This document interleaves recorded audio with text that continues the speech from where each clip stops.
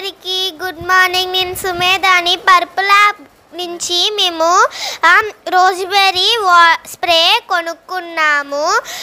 మేము ఇంకా useful items కొనుక్కున్నాము. మేము వాడి చెప్తాము, ఎట్లా రివ్యూ చేస్తాము, బాగుందా లేదా చెప్తాము. Like, share, subscribe.